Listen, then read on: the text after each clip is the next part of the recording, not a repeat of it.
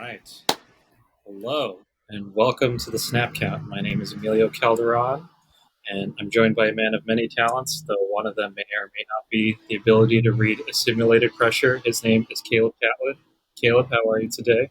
What's cracking, bro? I'm chilling.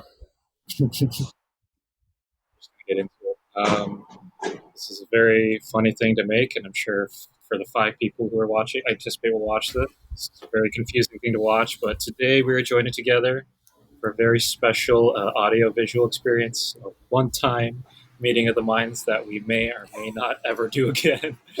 But a lot of people know we did a column last year following the NFL regular season to celebrate the return of the NFL. It is the end of preseason. We are participating in our very own Power Hour.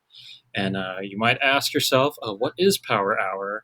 I don't know if this person is the originator of this idea or not, but if you consume football media, you may be familiar with ESPN's own Mina Kimes.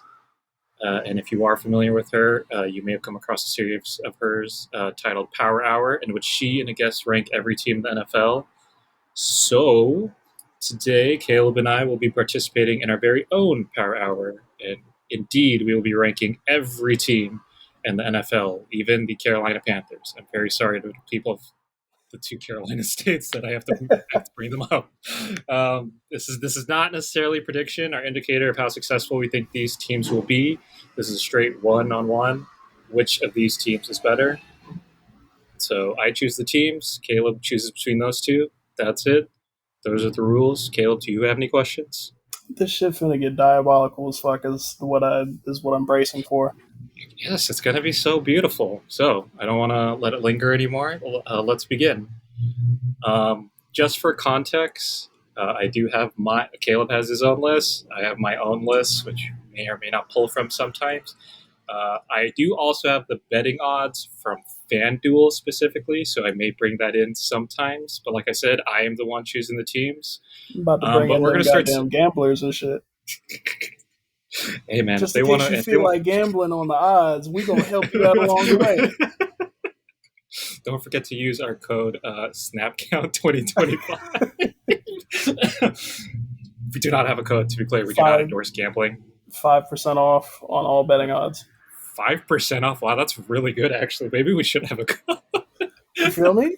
I do this. Usually step. Okay. Oh, this is getting crazy already. All right, we're going to start civil. We're going to start the way I think is the most civil way to do. We're going to start with the two teams from last year's Super Bowl. And so, Caleb, to start this off, I'm going to give you the choice between the Kansas City Chiefs and the San Francisco 49ers. Which way would you like to go? This isn't even really a discussion, really. This is like picking against like the Curry KD Warriors. Like, what the fuck are you betting against? Like, I don't know. Last time I did this last year. I was like, maybe the Ravens. Maybe this, and that man burned me like no other. I thought maybe we were finally gonna lose. Maybe that man had the worst team. That man still won the chip with the worst team he's ever had, arguably. And he still pulled the shit off. And I mean, honestly, I expect them to be back at the shit. There's only one team that I could really see that stopping them from getting to that point, but we'll get there later. Okay. So, for those who aren't good at reading the room, I believe that was Caleb choosing the Kansas City Chiefs. But unfortunately, I'll say it more firmly. The Kansas City Chiefs are number one until they prove otherwise. I think I wrote this when we recapped the Super Bowl last year, or earlier this year, or last season, to be more accurate. But I think the phrase "don't bet against Patrick Mahomes" has now gone from a cliche or a tongue-in-cheek statement to just an observation now. I think we can comfortably say that. Yeah. Right. I don't know. You weren't picking against like Jordan's Bulls for real. Not really. Yeah. You weren't gonna be like, oh yeah, no, Charles Barkley got his number. Like, no, this is just who has the unfortunate opportunity of seeing that man play with people's hearts and then come back in the fourth quarter. All right. So I'm gonna stay civil at least for these first 4 or 5-ish. I wanted to get a little bit spicy here, but I will keep it civil. So So the Niners are still on the board. Yep. I'm going to give you the Ravens here. Okay. I'd. Niners and Ravens. It's crazy because, like, theoretically, you saw the Ravens take care of business. Was it Christmas last year that It they did was it? I forget. It was a holiday game. Yeah, I forget if it was Thanksgiving or Christmas, but one of those big holiday weekends. Yeah, they. Regardless, like Yeah. in theory, I would pick the Ravens, right? But I don't Okay. know how much they got better. I'm gonna go with the 49ers. I mean, it's a Wow. safe pick. It's a Okay. safe. Okay. I think it's a safe pick. Like Safe pick. Okay. you could see them going down a little bit, but they still got Ayuk for all intents and purposes. You still Mhm. got Debo. You got Christian McCaffrey, who's going to go for another crazy year. Their offense is still studded, and they lost a couple people on defense, but nothing to where like I feel uncomfortable. Like the fact that you don't have Chase Young doesn't scare me or anything. Like you'll be fine. The way I see it, and I don't know, they're not. I just think the Ravens. I don't know how much better they got. Like I That's think valid. Yeah. I right now I'm broadcasting a Derrick Henry, maybe not a complete fall up, but like a slight downtick, especially since he's not going to be the every down back that you probably would want him to be, 3 years ago. You're getting Derrick Henry with some miles on him. They just lost what is it, Mike McDonald? Yes. Or Yeah. He was the yeah, defensive coordinator. He is the coach of the Seahawks now. Yes. you lost him, and then you So they lost Pat. lost. McDonald at DC. They did lose Patrick Queen, who's now in the Steelers. They lost. Very He's not. underrated loss was Geno Stone at safety, who's I now thought I thought Queen was on the Seahawks with McDonald. Okay. ironically. Yeah. And then, ironically, those are two interdivision moves. So Queen went to the Steelers, and then Geno Stone went to the the Bengals, which is a low key good move for them. We'll get to them later, obviously. But yeah, I guess playing my cards here, um, the way I've looked at this season, especially ranking a lot of these teams, is my biggest trend, at least for me in choosing teams, is will these good teams progress to a mean, or will they continue, or are they as good or as great as they were last year?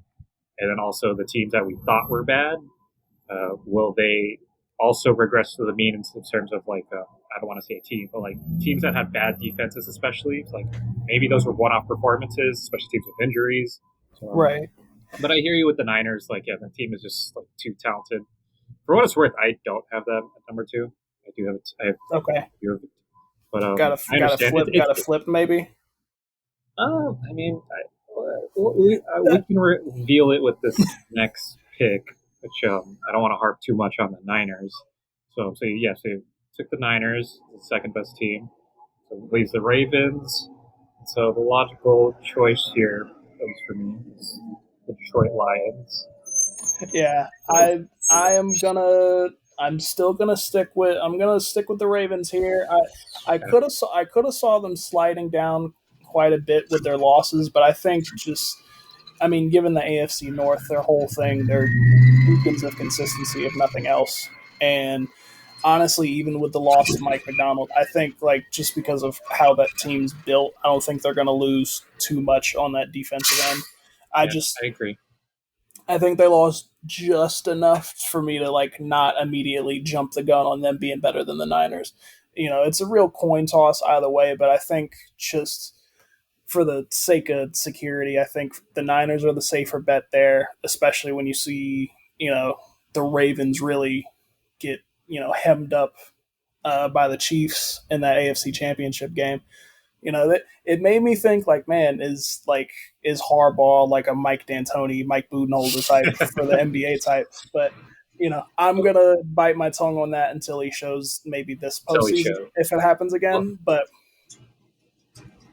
so going back to what I just said, then like I guess the Ravens are a really good example. I hadn't thought of them like this actually because Lamar put on an MVP season, and then he proceeded to have his worst game at the literal worst possible time. And so yeah, I guess that's like you can read that one of two ways. Either like the very the worst way you can read that is like the Joe, not a big game player, is like media, however you want to spin that in media jargon. Like, yeah, like that's very abstract. And then I think the optimistic read is that's very unfortunate, but you don't expect it to happen again. And then Sure. similarly, what you brought up with the defense, like I think re-signing Matabuke was very clearly the right move, or extending Yeah. Matabuke, excuse me.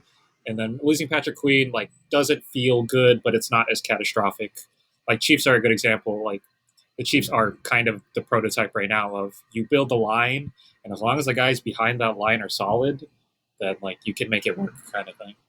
Interesting, because I had always saw like the big appeal on that Ravens defense was that like two-headed linebacker situation where a lot of teams are, you know, honestly kind of struggle at linebacker, around the league where you don't have Yeah, any right like now it is. It's very you common in the league right now. Yeah, you don't have like that big pop. Like it's not like back in the 2000s where you got like Ray Lewis and then you got all these other linebackers. It seems like there's a bit of a drought. So having two of them, I think, was the big sort of appeal there. I guess we'll have to see if Patrick Queen, like, I don't imagine him taking a dip, but not like it's a certain. dip. Um, It's certainly possible if you're not like next to Roquan Smith. Like theoretically, you would see like an uptick, but it's very possible that with the pressure that Roquan Smith brings, on that front, it makes it easier for somebody like Patrick Queen to thrive. I don't know. You have to see. And again, that's why I didn't dip the Ravens too far beneath that top three situation because I don't think they're going to struggle, you know, catastrophically. My big thing with them is that uh, they didn't address the wide receiver room very much. They really think that Derrick Henry is going to do that. And if I'm inclined to believe that he's going to fall a little bit, they might have another one of those typical Lamar Jackson, you know, no weapons type of deal. Unless you expect fucking what's his name, the wide receiver one now, who had a big oh, Zay. playoffs. Yeah. Yeah, like Well, they still have Zay. They still have Zay Flowers. Who, yeah, I don't really buy as a WR1. And sure, then they kept Rashad Bateman. it's So not like they've got the foundation of a good receiving core without the like very clear WR1 is I yeah. think where the Ravens are. Though for what it's worth, a lot of teams are kind of like that right now. It would be nice if they eventually give that man like a clear one because like I don't know, you might see Mark Andrews start to like fall apart. He had a I was gonna say like I do want to move on, but for what it's worth, the Ravens did go without Mark Andrews for the second half of the season. Isaiah Likely was very good, like very, very good that half of the season. So hypothetically, both of them healthy, you'd hope. I don't know if you necessarily run like two tight end sets or like you're like swapping them out, like you like one guy like a third, like a short yardage situations or whatever. But like, yeah, I think the Ravens are still for the way you're putting it is like Ravens fans might not feel happy, but it's like they are at worst like the fourth or fifth best team in the league, and they're right. They much don't worse they don't they positions to don't be. they don't drop like They another didn't lose enough to like be that. much Yeah, worse than I'm not thinking of that. Like I still expect them to be number one in their division, and that's with the tough division that they got. I think so. Ooh, I have some spicy takes on the AFC North, but we'll get there in a Okay. bit. All right, let's try to speed it up a little, but this is. I don't think we're getting spicy yet. So just to recap, we were yapping a little, but we got the Chiefs, the Niners, and the Ravens make up our top three. That left the Lions on the board. Um, I'm gonna go with who doesn't love this team right now, unless you're a Dallas Cowboys fan. How about the Lions versus the Texans? How do you feel? Oh, that's where I got a little tight. This I could tell. So I guess I'll insert myself here. This is hard because they're kind of the same team, and not to go too far ahead, but the Packers too, like are three teams where they were way ahead of schedule in their development. They're both constructed very well, and the Lions less so, but in a weird way, yes, because of their secondary, like the way they constructed with the draft, which I thought I really loved their draft. But the Lions, Texans, and Packers are three teams where their ceilings are sky high. Like I think they really could. It's very reasonable to put them in the Super Bowl at least. But their floors really are also like they could also just be a wild card team. So it's kind of hard to like tell. it's just like it's really tempting because of the ceiling. Yeah. Yeah, and that's where I had to get like very strict to like the structure of the list. I was like, okay, Mhm. like do I foresee them possibly beating the Ravens, whether it be the Texans or the Lions? Like who do I see that could potentially knock on that door? And I think if I'm staying true to that, I think the Lions match up a little Okay. better. I think their defense is quite strong. I loved what they did. They could have honestly beat that 49ers team. It just took, a real Some would catastrophic. argue they should have, yes, but Like they had no business losing that. And frankly, like I don't know. I think that experience should only cause the Lions to come back stronger, even with, emerging teams in that division. I'd still foresee them with the same sort of like gruff mindset. They're not the kind of uh Dan Campbell, he's just not the kind of coach to sort of like whiff like that. He doesn't like go out with his head down. So I'd honestly, you could really coin flip these because I'm big on the Texans this year, but I'm gonna go with the Lions for the sake of consistency. They got you like further. them. You like them both, but you're leaning Lions. Yeah, it's Just it's a little bit more. Yeah. I think best case scenario, I think Texans are probably better, but in terms of Best like case scenario, right? Yeah. yeah, like but just in But terms of like on consistency. like nine, maybe not 9 out of 10 days, but you know what I mean. Like most of the time, in a normal setting, the Lions are the better team, or not even the better team, but they will win a game per se. Yeah, Yeah. exactly. Like I can bank on them more safely than I can like this Uh-huh. Texans team might be a boom or bust. That's ultimately where I have a lot of my investments. I expect to boom, but you never know really. Okay. So yeah, so that gives us the Lions. So Texans is still on the board. I spoiled it a little. I didn't want to, I wasn't going to put them here, but I'll just bring them up. Texans or Packers? I still think it's the Texans. I think, Texans. and I also thought about this a lot, but I think what the Packers did is they prioritize like keeping the core together, roughly, versus like the Texans are like, okay, like we've got a guy like C.J. Stroud now, we need to like overhaul while we still have him on that rookie contract, getting guys like Daniil Hunter, getting I don't. I'd still look at Nico Collins and Tank Dell as like the core receiver room, even though you got Diggs, but like you got the extra insurance with him. You get Joe Mixon, for whatever that's worth. Um, For like stray of the, I'm surprised it took us 18 minutes to have for someone to catch a you stray. get It Joe was Joe Mixon, like Mixon. it's fine. You get that you got to run the ball, I guess. Like that's what you got him for. You didn't need like a crate. You get him for like, hey, we're gonna run a flat, Joe Mixon go catch the ball sometimes, just No, so I understand. I'm also truthfully not a huge Joe Mixon fan, but he is objectively an upgrade on Devin Singletary and yeah, Damian Pierce, who, like according to preseason reports, really is looking like he might not even be the backup running back, which is kind of crazy. But yeah, I hear you. Like the Texans are. This is tough because Texans, I think, have a higher floor than people are going to give them credit for.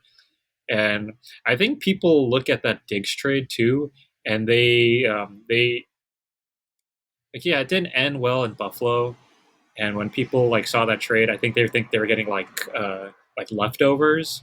But I sure, think it was good for both Diggs and Buffalo to separate. Like I really think Buffalo's better off without him, and I think Diggs is better off without them. Because yeah, I think the worst case scenario outside of injury is like he has like an unsexy only 800 or 900 yards, but yeah, like that's 800 or 900 yards where in a team where I expect Collins to kind of be the WR1 really, yeah. honestly, with his like physicality over Diggs. Like I kind of expect that. Collins, I mean, you got a deep threat like Tank Dell, and like Yeah. theoretically, say Dell gets hurt or not, if Diggs gets hurt, like you can easily slot in another receiver because they got dudes like Robert Woods where you're like, okay, like we can, slide him the ball. You got other guys Why did I don't know if that was a straight for Diggs or Woods. it's a little bit of both. Like you don't need to like again. I'm not like my pops. My pops can't stand Stephon Diggs. He thinks he's one of the most overrated receivers in the league for like 3 years now. So like I'm not that strong, but I don't know. I Like get it. I get it, man. yeah, I don't know if we'll ever forgive him for those photos. that's, I don't know if we'll ever be able to forgive him for those photos. I get it. I uh, get it. essentially they're playing with their riches is ultimately what the Texans are doing. It's not like again, really they addressed what they needed to address, getting Daniil Hunter, getting the linebacker, I forget his name, and then they got somebody else that I like, but they assessed the needs that like got them bounced out in the playoffs in the first place. And then now I think my hottest take is I think they are the team that could possibly beat the Chiefs in terms of pure firepower. Best case scenario, I could see them in the Super Bowl. Absolutely. Oh, I think you were talking about Aziz Al Shair, by the way. Yeah, Yeah, that, dude, I'm those are terrible two about really good names. moves. Yeah, you're fine. Hey, Yeah, those are I've two kept really good moves. the off season is always good because I'll like scroll through. I don't like fixate on the moves, but I'll be like, okay, like that's a cool move, or I'll see a name and I'll be like, okay, like that's good or that's bad. A la Joe Mixon versus Aziz. So All right, so that puts us with the Texans at 5. That leaves the Packers on the board. I'm gonna get a little. I think we're starting. This is starting to become the spicy region. I think 6 through 12 yeah, gets a little spicy. So yeah, like I said, the Packers are on the board. I'm gonna give you the New York Jets here. um, the thing is that the Jets can be an absolute disaster. Like their floor is Mm-hmm. basement. So I They're think there. I think they might be the most boom or bust team this season. They could feasibly win 7 games. They could win like 13. Like honestly, right. that's how I feel. It really depends on like what Aaron Rodgers you're getting because that Yeah, defense is like top three in the league. yeah. So really, it's just a matter of like, okay, like is Aaron Rodgers any good? And if Aaron Rodgers is any good, you're gonna have like the most insane Garrett Wilson season that you've seen yet, especially since he's been catching footballs from fucking Zach Wilson, who I am officially out on. Do you want to hear a crazy stat?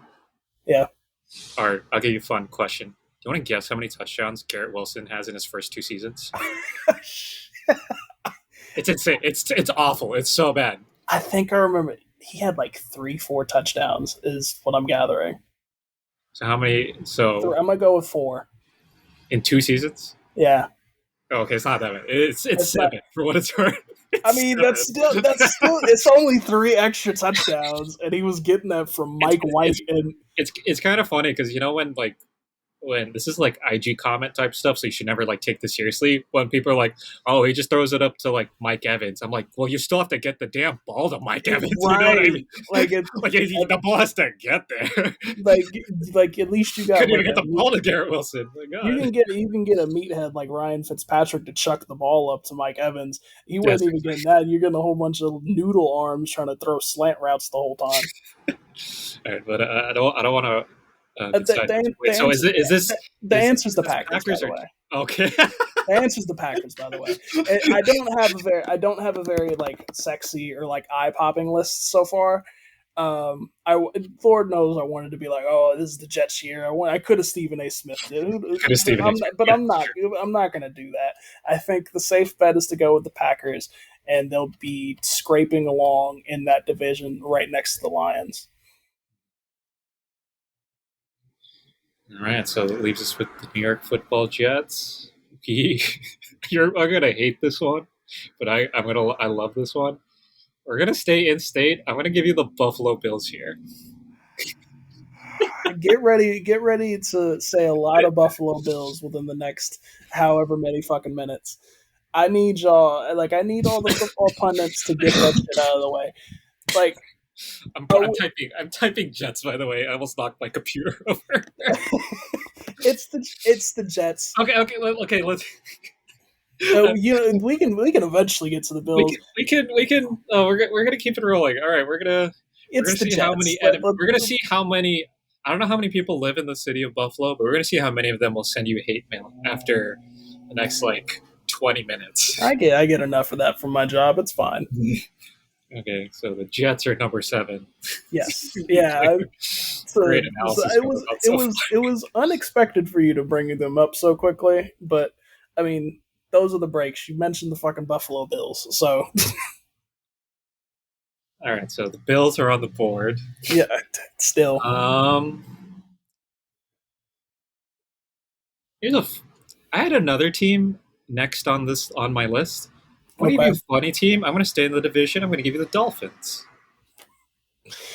Um, yeah, I still think it's the Dolphins. Dolphins. I'd still got the Dolphins.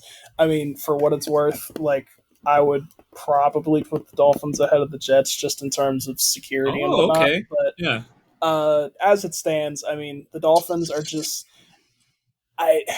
Who's the guy that they just got in for defensive coordinator? They swapped somebody out. They got in a Well, new guy. they had Fangio, and that surprisingly that didn't work out at all. Right. Even And Jalen Ramsey saying like it was the vibes were not great. I think right. that was like before the playoffs. Yeah, But which is concerning. What I was gathering was that Fangio didn't want to like press the corners, which Jalen Ramsey, really wants those matchups. So it ends up being a situation where you're playing like this sort of passive sort of defense, and ultimately, like the whole appeal of the Dolphins on offense and on defense is that you really want those big, again, boom or bust type situations where this could easily be 38-31, or you'll have a lot of missed cracks at the end zone. And yeah, I mean, again, just for the sake of consistency, I like Mike McDonald. They still got Tyreek Hill. Don't hate Tua. Um, and I don't know, they might feel the loss of Christian Wilkins quite a bit on that line, but yeah, um, I don't know. I kind just of my number one concern. Yeah, like Wilkins, I think is quietly one of the biggest like losses of any team this offseason. yeah, I think you're very quiet. Maybe it's because he went to the Raiders. Sorry, Las Vegas, but so he didn't go to like another contender per se. But sure, I think they got a weird trade off where yeah they lose Wilkins. I think their beginning of the season is going to look a little weird because Chubb and Jalen Phillips I think are still nursing injuries. So the beginning of the season I think is weird. But once assuming you're even just like you're like competitive in the division. Like they kind of trade off because now they get a full year of healthy Jalen Ramsey. Knock on yeah, wood. So it's a weird trade off, but especially like when you have guys saying like the vibes aren't great, then it's like oh like that's so abstract that it's like I can't say like how much that made the team worse. yeah. One of those locker room things you can never really tell. If nothing else, I expect them to be good in the regular season. Once it comes around Yeah. December and whatnot, then you could start flagging the questions. But I think for what it's worth, you'll get a solid 10-game win season out of them. Okay. All right. So Dolphins. I feel like I'm gonna be saying this a lot. The Buffalo Bills are still on the board. Um, this is a team I was down on, but I think I see the positives. They're ranked pretty high in betting odds for what it's worth. FanDuel has them as the fifth likeliest for for the chip. I'm going to give you the Philadelphia Eagles. I'm still gonna roll with the Eagles, but it's Okay. not like a glaring gap. Mind you, I've been a lot more positive towards the Bills as I've done, my proper Googles. I did the knowledge, so let's not get fucked up. I don't hate the Bills. I did the knowledge, you feel, but um, yeah, I think I'm still gonna roll with the Eagles. I mean, they're like loaded to death. Like I think the biggest problem is like how to balance getting people the fucking ball.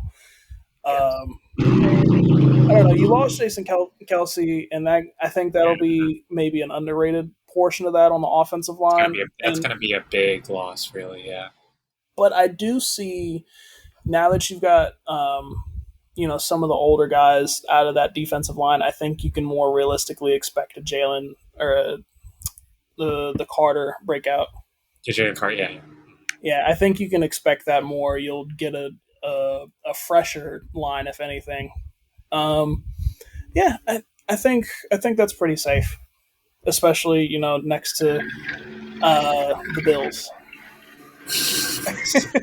For what it's worth, I liked putting them together because I think a lot of people are focused on the big name signings for our specifically Saquon for the Eagles, who Yeah. I think will be great. Like if he's healthy, he's gonna be. He is like. It'd be insane if he didn't rush for at least like 1,100, even 1,200 yards. Honestly, I feel like, but I liked putting them together because I think these are two teams where we're so used to seeing like sexy football out of them. I like both of these teams because based on where the directions they're going in with their offense, especially the Bills are. Oh yeah, both these teams, Eagles. Oh my god, signing Kellen Moore as our offensive coordinator because these are two Yeah. teams that like we saw it with the Bills last year when they got rid of Dorsey. Hmm. Wait, Dorsey. Yeah, Dorsey. And they ran the ball a lot more, and it's like, oh wow, that actually worked. Wow, shocking, huh? So the Eagles, I think, we're going to go through a similar thing first few weeks of this season, where they're going to do a lot of short game. They're going to like play really efficient. Their offense is going to be really efficient instead of relying on like tush push, deep ball, outside the numbers. Like So I feel kind of the opposite. really, I kind of think it will eventually blow up in their face when they realize that the guy with all those knee surgeries is going to slow down a little bit. But this is my biggest boomer type take. Stop investing in prestigious running backs and just go draft a fresh set of legs in the draft. You'll be fine. Like unless you're like you're not drafting a running back in the first round unless you're getting like a big like machine type guy. And Saquon is I don't know how old at this rate, and he's got plenty of mileage under his legs. He's had I want to say at least a couple knee surgeries or like lower leg type situations. So I just don't expect. I think they'll at least try it to start, but I think they'll eventually be like, listen, we need to start slinging the ball. Like we got AJ Brown and we got all these guys. Like just sling the goddamn ball. okay. I will say it was funny that Howie's never going to beat the big name player allegations trading for Jahan Dotson. The media going, I know that guy again. He's never beating the allegations, man. Oh my god! All right. So yeah, so we got the Eagles at 9. Mhm. Um, the Bills are still on the board. This is a fun one actually. So you got the Bills, and this is a team I am very high on. I'm going to give you the Rams. Oh, it's the Rams. Not even. I didn't. Okay. I didn't need a second thought to. I actually looking at the list that I had made prior. It's more. I just want to be clear. Like we agree here. It's more the Rams are great and not the Bills are like bad. Sure. Yeah. All Sure. right, keep going, keep going. Whatever, We'll, keep we'll get going. there. But yeah, It's. the I Rams. mean, I think again, you got great coaching over there. I expected last season for that run game to be kind of tepid, and apparently, like Man, they ended up transforming that whole unit. I they was like, can't keep getting away with this. They like can't keep get Kyron Williams first no Puka bull, Nakua and now Kyron. They no can't bull, keep getting away with this. no bullshit. Like week 6, I was like, who the fuck is Kyron Williams? And then like by week 9, I was like, oh shit, that's Kyron That's Williams. Kyron Williams. And yeah, like they overhauled one of their biggest fucking faults for the longest time, getting these nothing running back situations. Yeah, They still, they got a revelation in Puka Nakua. And honestly, you're at a point where like Cooper Cup being healthy is like a luxury. Like you've got because you have. because you got Puka Nakua. So like if you're able to run, all three of them plus Matt Stafford, he's not washed yet. He's beaten time in that way. The Rams, Yeah, the reason why I didn't have them like knocking closer to like the Texans and the Packers is because you are going to feel that Aaron Donald loss yeah, pretty strong. Um, but I think, if not this year, they'll definitely be back amongst those like top 5 ranks soon because they've just got the personnel for it and they're good at extracting the biggest talent out of guys that you didn't expect. yeah, yeah. I think McVay has now earned. I think he earned this last year, but like heading into the season, he's earned the right to be one of those guys, like a coach specifically, where with this defense, like, yeah, you lost the greatest defensive player, arguably of all time. It's not going to look the same, but that's exactly it. It's not going to look the same. So especially drafting the two Florida State guys in Yep. Fisk and Verse, like that kind of signals me like, oh, like I think I don't necessarily know if he's going to change up his scheme, like if he's going to just do like some like if he's going to mix it up with like three or four on the line, or like I don't know what the Hmm. pressures are going to look like. But I have enough faith, especially like the stuff they've done on offense the last year and a half is like, dude, like I I used to love. be a Sean McVay. I like I'll say this on record. I used to be not a Sean McVay hater, but just not like I wasn't fully drinking the Kool Aid. It And after was last year, it was just like, oh, dude, this is one of the best football coaches of all time. Like this no. guy's so fucking smart. My You God. definitely had reason to be skeptical after a while because, like, you saw how he shit the bed in the Super Bowl. But rather than Almost, sort yeah, of like, almost shit the when they won against the Bengals. yeah, Yeah, none. I almost. wouldn't. Yeah, no, I was thinking about Oh, the the pay. I before mean, that. Yeah, the pay. That's where I was. That was that era where I was like, man, Sean McVay's fucking overrated. I thought he was a bum and all that, and then okay. I To don't be know. fair, that could apply to both Goff and McVay, and now we don't really care.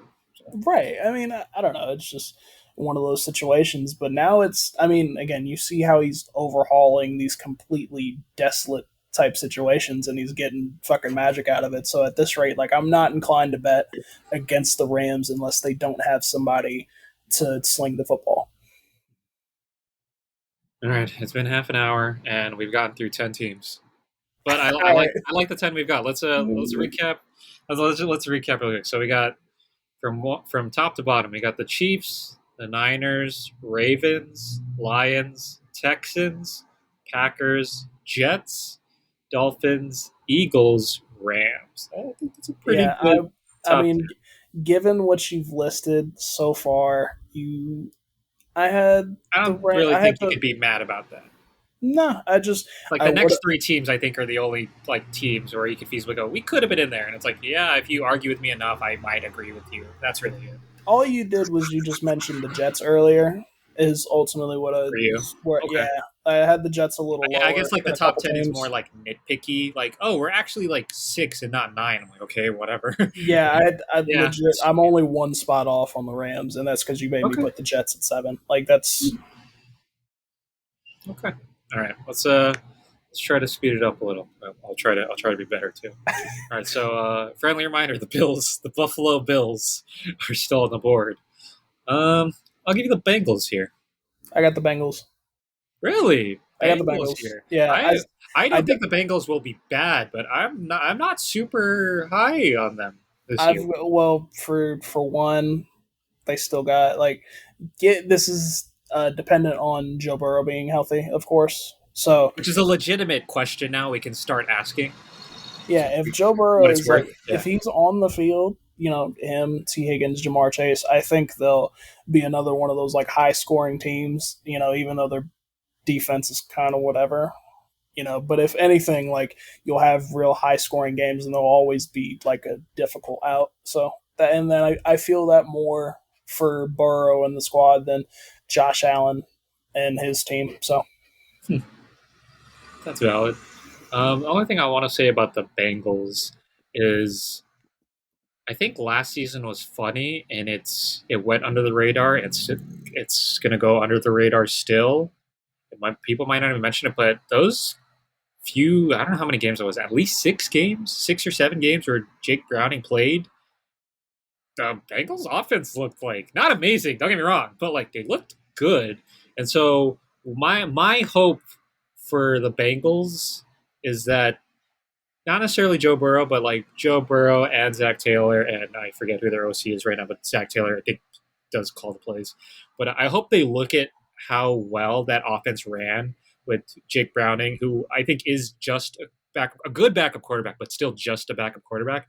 And then they look at healthy Burrow and they say, there are things we weren't doing. Like maybe we were forcing the ball to Jamar Chase too much. They really were.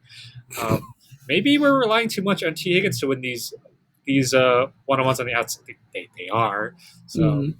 I just hope they look at what Browning did last year, like both him and what they did with the play calling, and I hope they see that it can be different.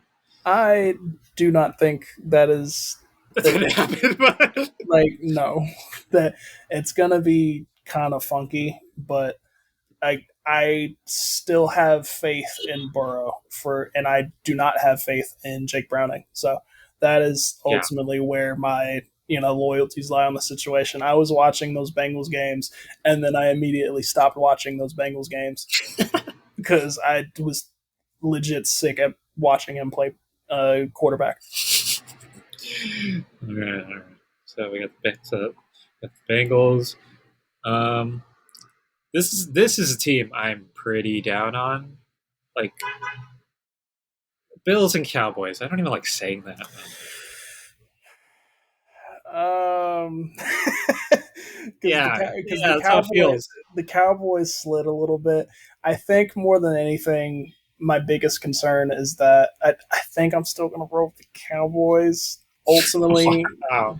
Okay. I'm Okay. still gonna I grit my teeth through that one, but um, ultimately, I don't love that CD Lamb is their offense. They don't have a run game, and they don't really have a wide receiver too.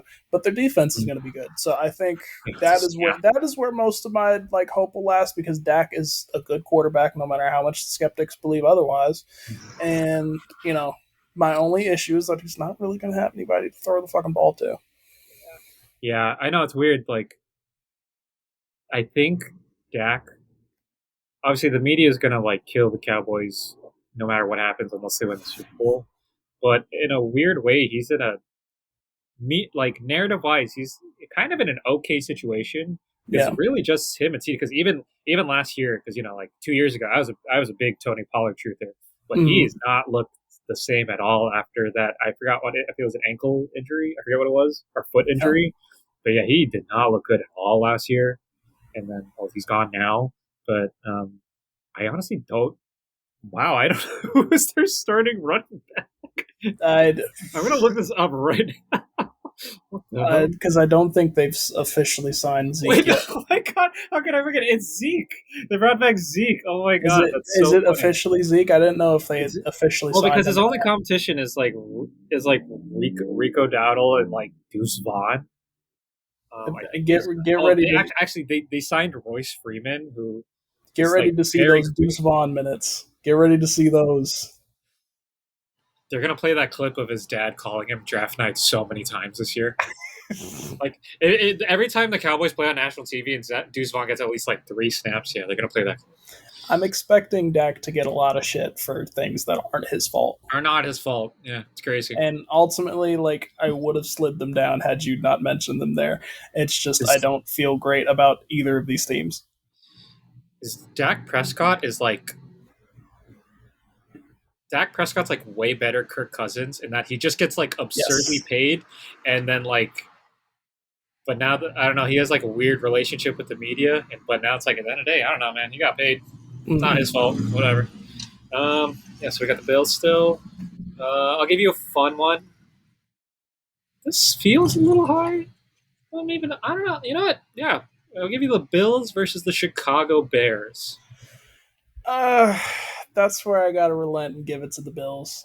Um, I like the I figured there you were going with Bills floor versus Bears ceiling. But yeah, Bears floor is still like no matter le- how excited you are about this team, it is still not just Caleb, but it's a young team still. Yeah, yeah. I mean, legit, it was Bills and then Bears on my list, so I had to be honest there. On a best case scenario, the Bears are creeping into that top 10. They're at their best, they could be better than the Bengals and the Cowboys and all that. But ultimately, it still got another year or so. yeah, Add stuff to their defense with Montez Sweat and all them. And one thing I know is as long as Caleb Williams is like a capable quarterback, they've got 1,000 different weapons. They could skin this however they want. Really, it's just I think they can evaluate that defense a little more in a year. You'll yeah. see them up there with the Packers and the Lions. They're in a funny spot where I don't know if any team that has drafted a first round quarterback has ever been in this spot where they're so good that you expect them to win. And at the same time, like I forget how many games they won last year. 7, I think. Like 7 games, which Yeah, was pretty good considering that team was really bad first half of the season. But I wouldn't be like I mean, I'm not a Bears fan, obviously, but I wouldn't be mad as an outsider if they only once again won 7 or 8 games. But Yeah, if they looked good doing it per se, right. like You're yeah, looking that's for good. signs more than anything, and Yeah, ultimately like that's how I felt about the Bills this year, which is why I wasn't as high as everybody because it's like, all right, now you're gonna see Josh Allen with like, you're gonna put him in that Lamar Jackson sort of space where it's like, all right, like here's a bunch of dudes. Are you gonna figure figure this it out out. with the Yeah, dudes? And ultimately, like that's where I'm a little squeamish because I haven't seen it yet, and I don't love what I see on paper. And Matt Milano was hurt again, so their defense is yeah, gonna start lacking a little bit. So that's where I dropped them as compared to all the other people. I have to see it, and ultimately, I think right in the middle of the pack is where I kind of envision them. okay. So that firmly puts the Bills at unlucky 13. The city of Buffalo and all Griselda can relax now. Um, so we've got the Chicago Bears still on the board. Here's a team I really don't know how I feel about them. These next three teams, I don't know how I feel about them really. I'm going to give you the Atlanta Falcons. Um, I will. I'll put the Bears here. They excite me a little more. Yeah, right. The Falcons again, biggest Kirk Cousins skeptic there is. He is perfectly fine, but at this rate, like you're paying Gardner Minshew a bunch of fucking money is how I see it. You know, like it's that sort of level. Like honestly, you put Kirk Cousins on the fucking Browns, like I think Joe Flacco record is about where they're at with it. Like Mm-hmm. you're paying him a bunch of money to be bang in the middle as long as he can get you the fucking Yeah, football. I just wouldn't have did that. Their defense still leaves a little bit to be desired, but it's promising. So yeah. again, you're like I think a the year moves or they so. made were enough because like before they signed Judon or Simmons, Mhm. I was really low on them, like in the 20-ish region It was even. bad. But it was enough for me to go like, okay, I'm still not sure how good this defense will be, but now I think at the very least with those two moves alone, it went from like really bad defense to like we're talking like 24 28th ranked defense to like 20-ish.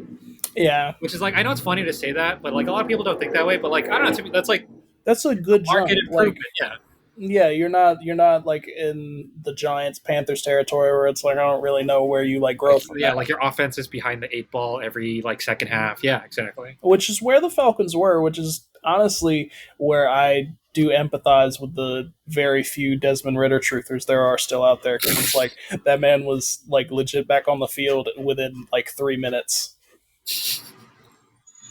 Oh, Desmond Ritter. Is he still in the Falcons? No, I think they released him if I'm not mistaken I would hope so. Those vibes would be so awkward, so weird. because Oh, he's he's not even the backup. he's the backup for Kyler Murray now. That's a great job. Pretty good job. Pretty good Uh, job. would be interesting. Maybe you could pull a Josh Dobbs. Who fucking knows? Um, oh, speaking of quarterbacks, I don't think are very good. Um, I don't know why he was trending. I guess this just happens once a month, but Matt Corral was trending, and I'm just like, why does this happen at least once a month?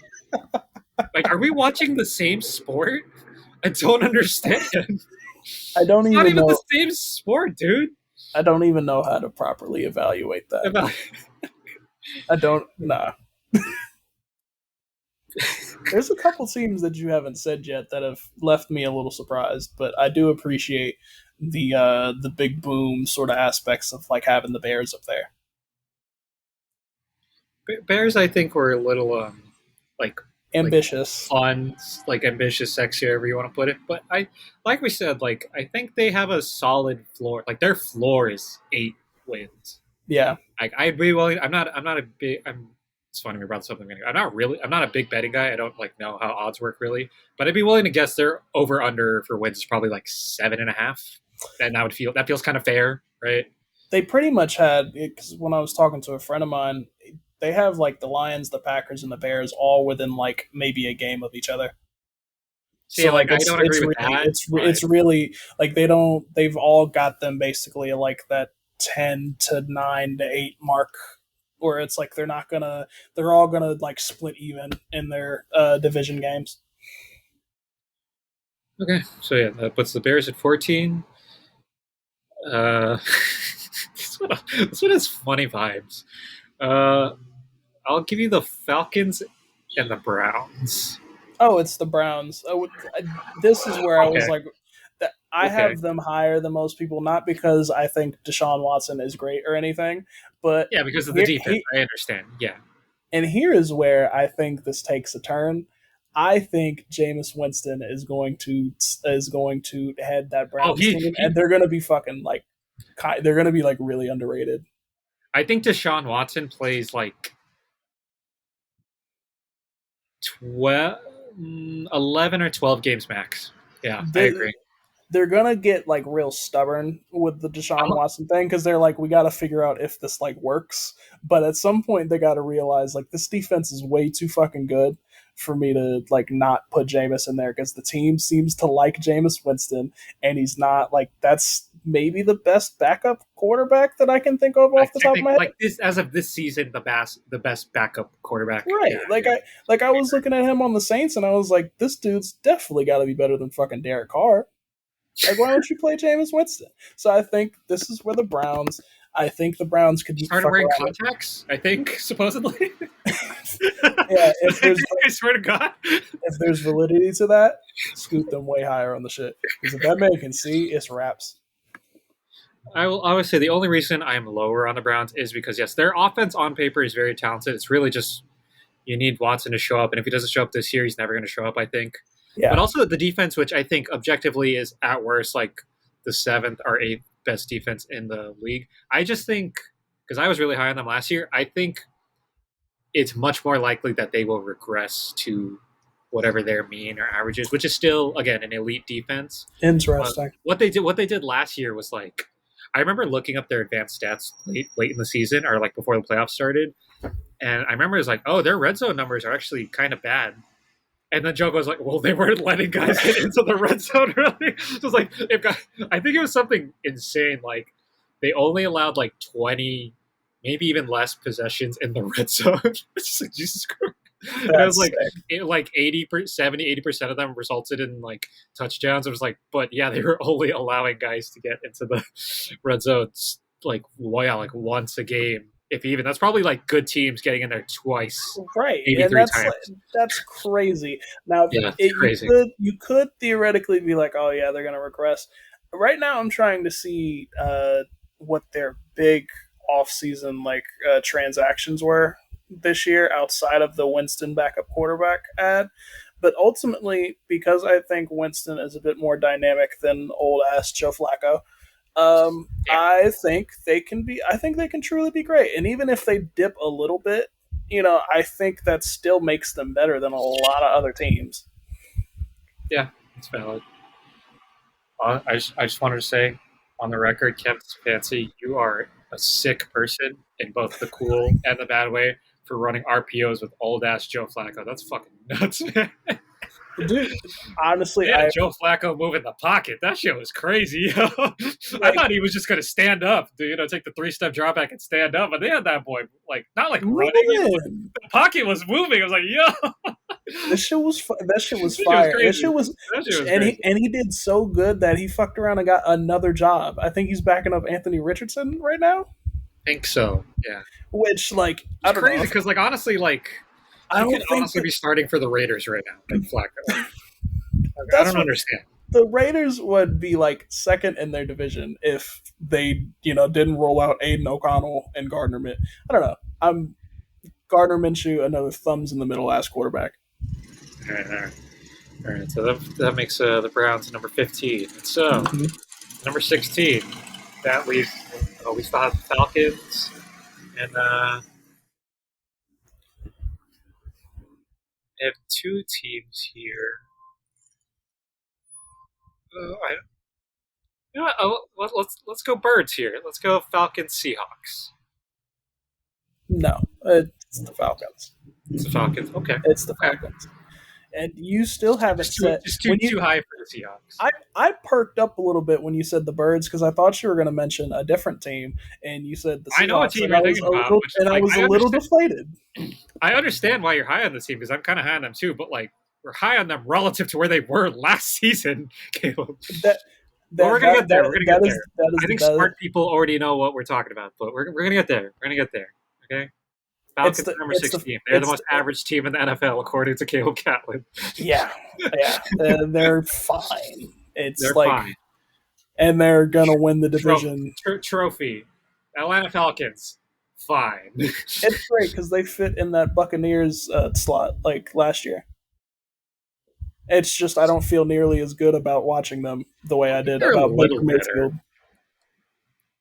Yeah, we'll get to them too soon-ish. So we still have the. So that's funny. I kind of put them in there for fun, but I still think they're around.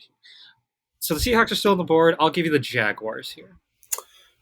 Um, I don't feel great about them either. Um, I'm gonna go with the Jaguars.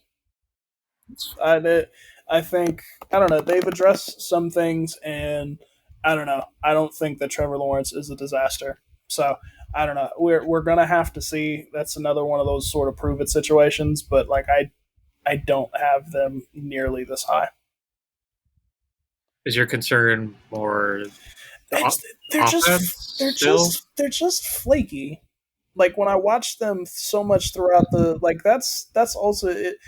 I wish I can give better X's and O's off the top of my No, head, I get it. I but get like it. so much when I watched them last season, I was just like, the fuck is their deal?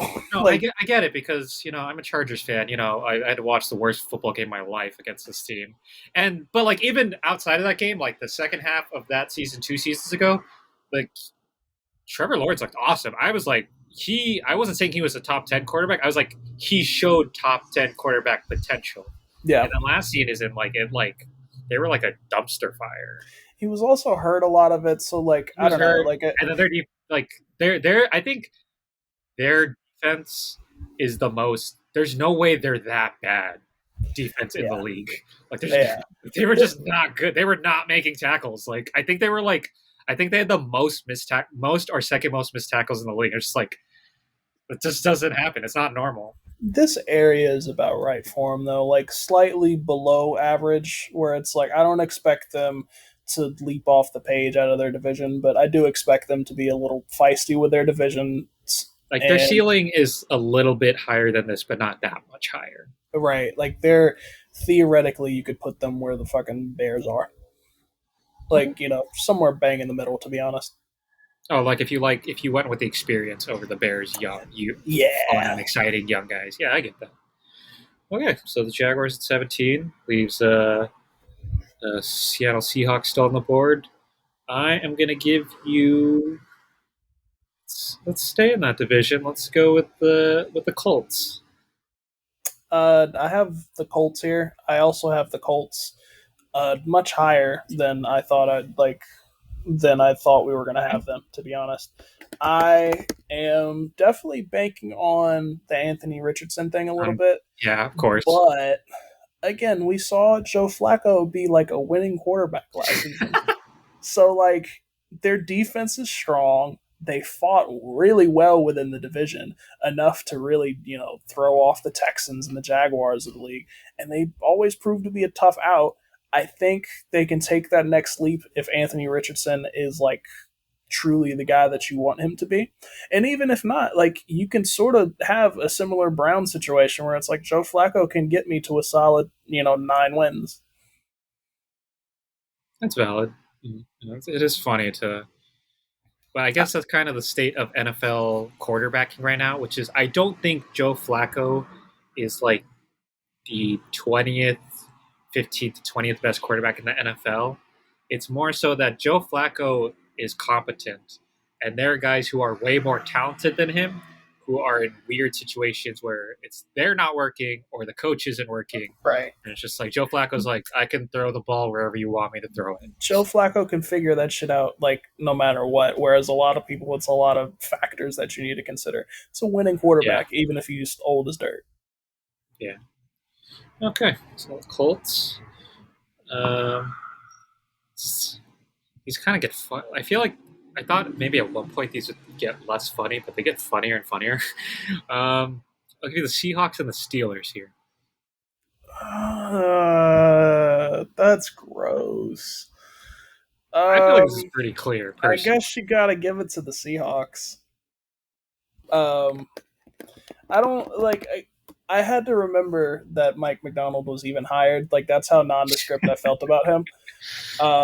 Again, really great on defense, but like I don't know. I don't feel great about anything that I have on either side of the ball, to be honest. And Really?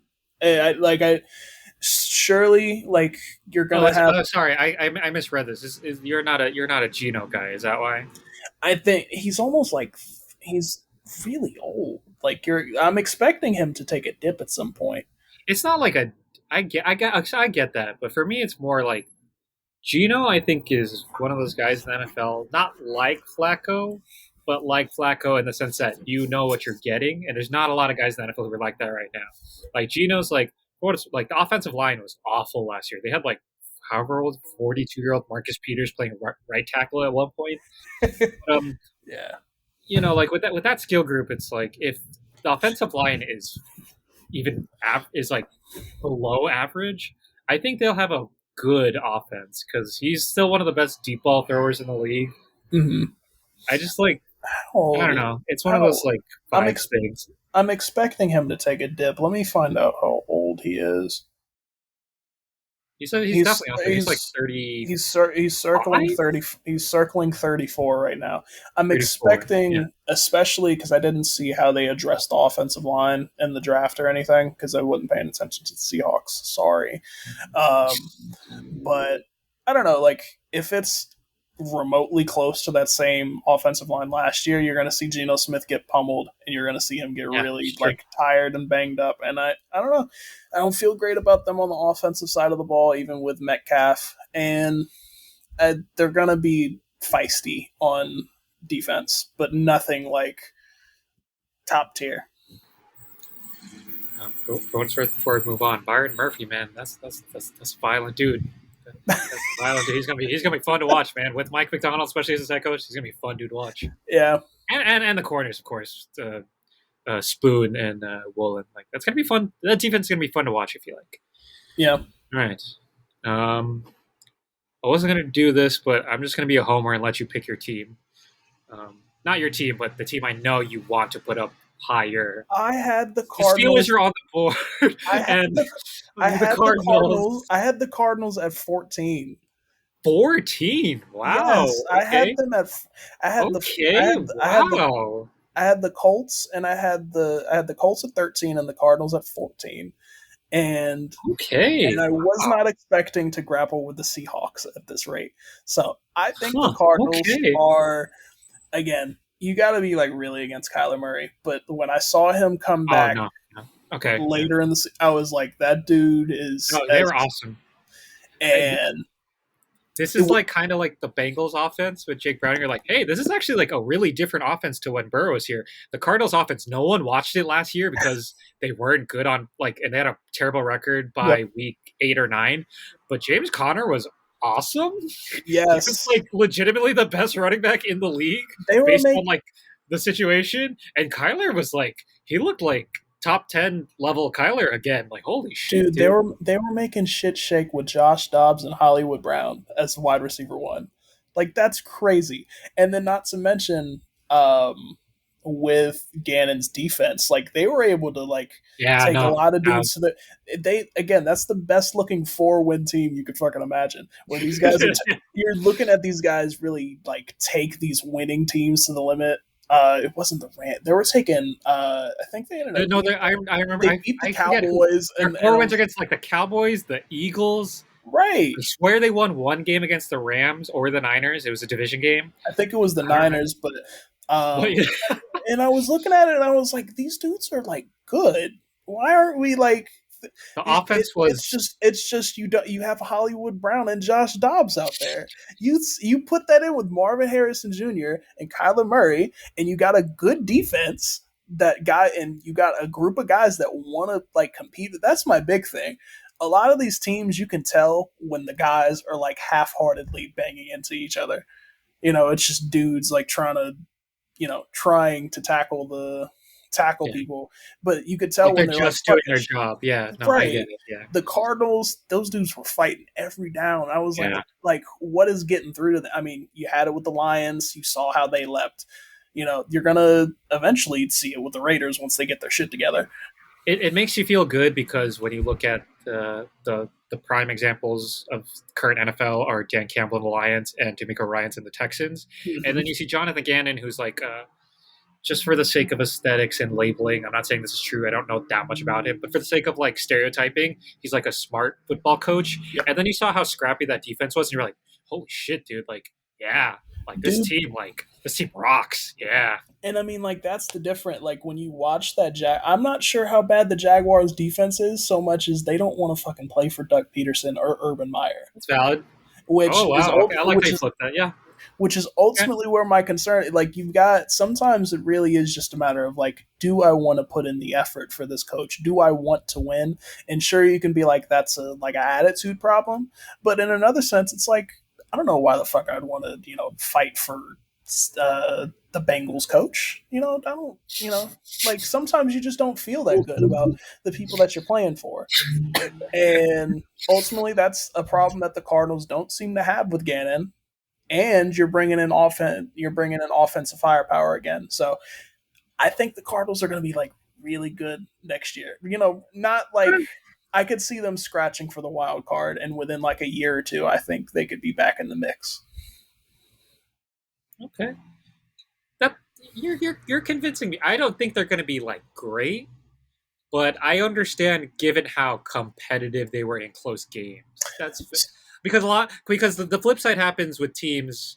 Um, I'm sorry to bring up Kirk Cousins, but I know like I forget if it was 2021 or 2022 when the Vikings won like 11 or 12 games, and Yeah, they won like almost all of them by one possession, yeah, and then they lost in the wild card round in like the no in like they lost their first playoff game. And so the inverse can be true where if you're losing games by one possession, I don't know the stat for the Cardinals yeah. last year, but like generally too, like even if you like, I think the eye test passes here where I understand why you're so high on them. And that's why I was low on guys like the Bills because I'm like, dude, people don't want to fucking play for Doug McDermott if he's having people listen to these fucking military ass speeches where they're like, who the fuck is this guy? It's a bunch of new dudes that don't care about it. Whereas with the Cardinals, those dudes want to fucking scrap, and it's awesome. Wow, didn't expect us to get so excited about the Cardinals, but for what it's Flo- worth, that team F- will it is cool because Floor is like 6 games to me. yeah, that's valid. No, yeah, absolutely, Floor that's is like floor is like 6 games, and it's a I and think their AFC West ceiling is is weird. like 9.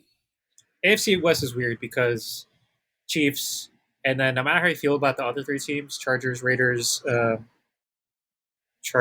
Broncos. That's another division where it's like they're kind of those three teams are bad in different ways, and the Cardinals are just unlucky that they're in the NFC West. Yeah, that's also like that's where I saw like I think the Cardinals are going to take that leap, and I think the Seahawks are going to experience a little bit of growing pains. I had Like they them could a bit both win lower. 7 games, the Seahawks Yeah, and the Cardinals. Yeah, I just foresaw a little more growing pains with the Seahawks, where I think the Cardinals could really surprise people next year.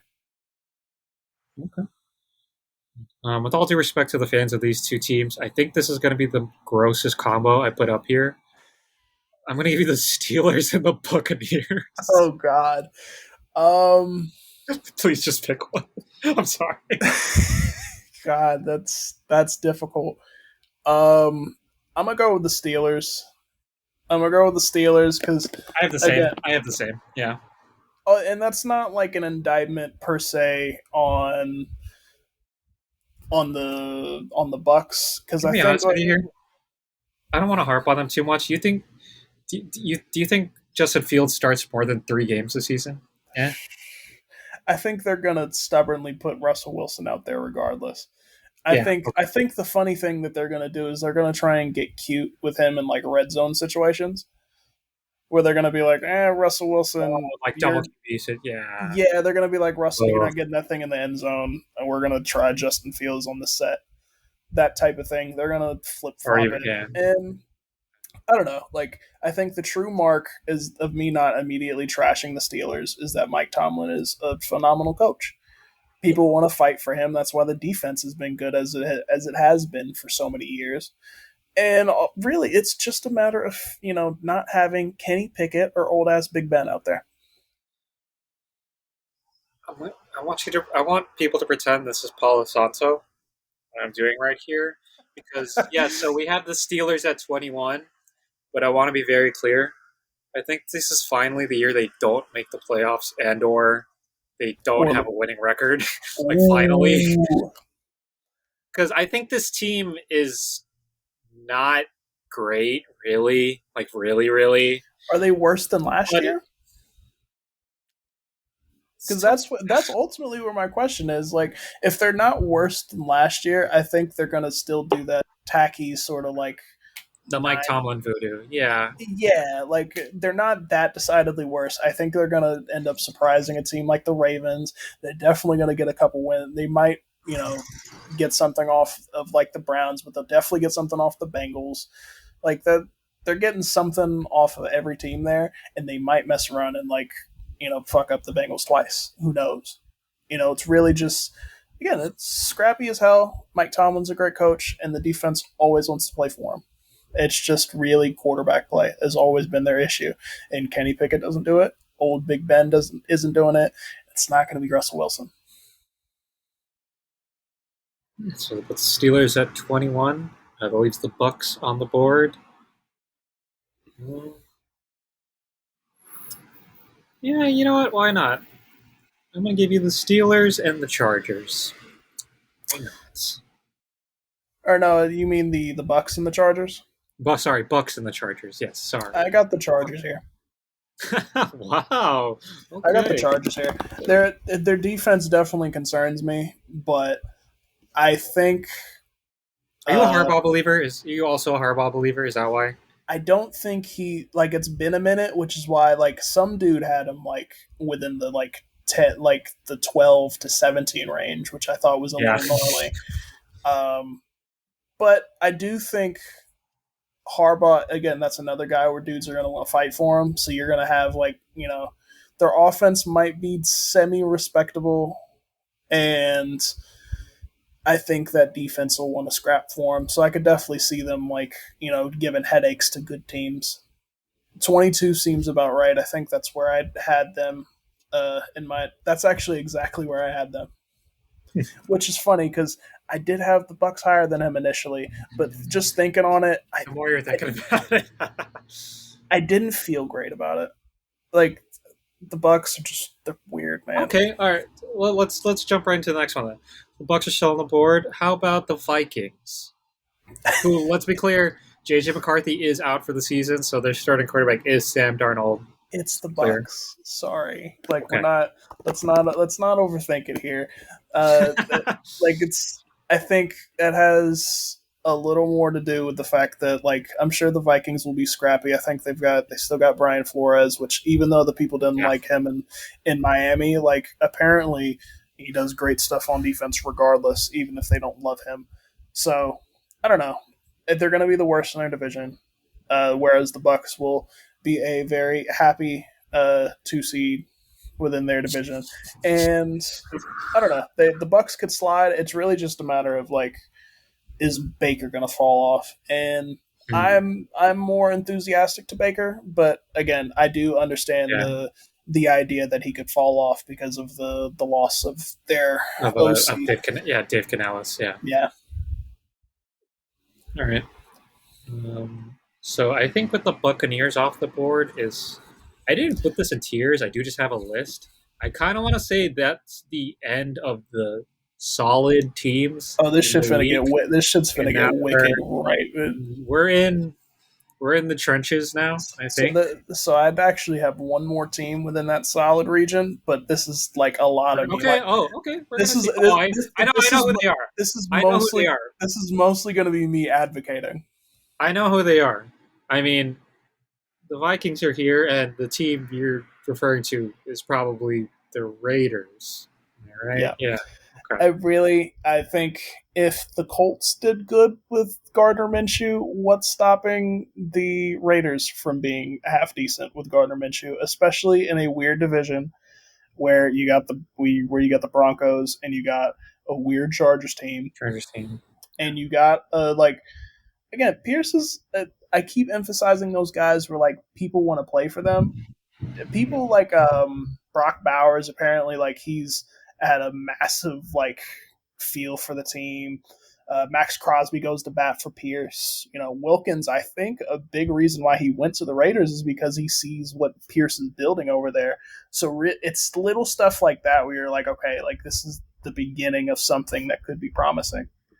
And really, it's just going to be up to whether or not, people think Gardner Minshew got bad vibes or not.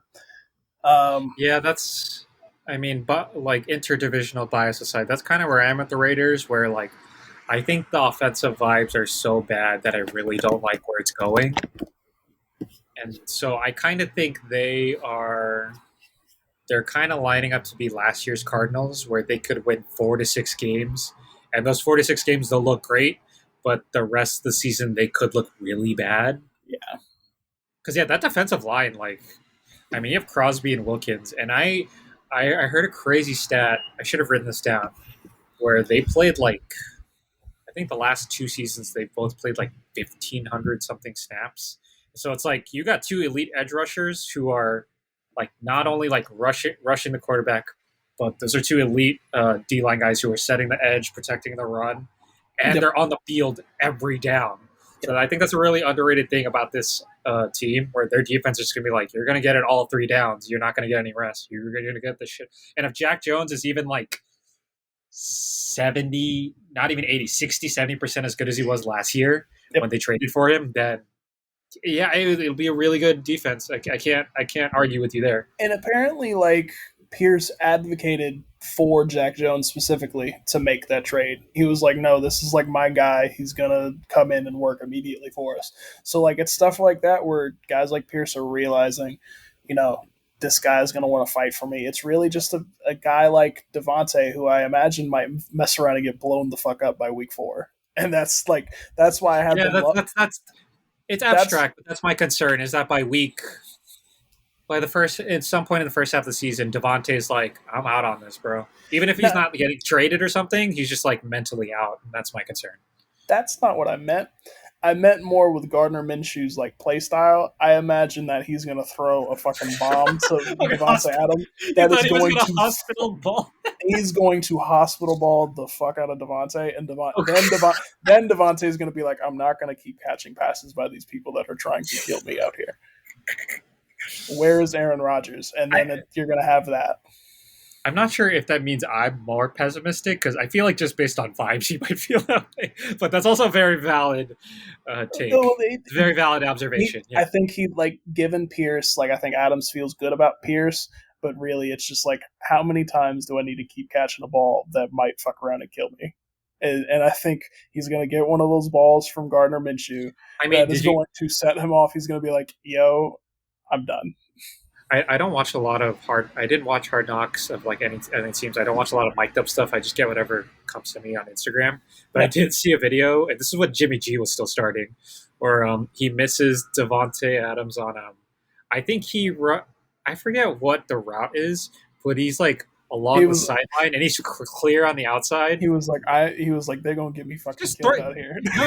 No. He's open. He's wide open. Like he has the safety beat by like 2 3 Yep, steps, and he misses him, and he goes back to the sideline. He throws his helmet. He very that's another audibly one. goes like, "Just throw the damn ball." It's like that's where That's I feel like it could go with Minshew and I AOC because like I don't see them as that much different. Well, I guess Minshew is like less bad, but you know what I Minshew, mean? Like yeah, I mean, I don't know. I think like the big thing with Minshew is that he's going to throw some disastrous ball. I don't think it's going to be a matter of missing Devontae. I think it's going to be like you are trying to get in harm's way.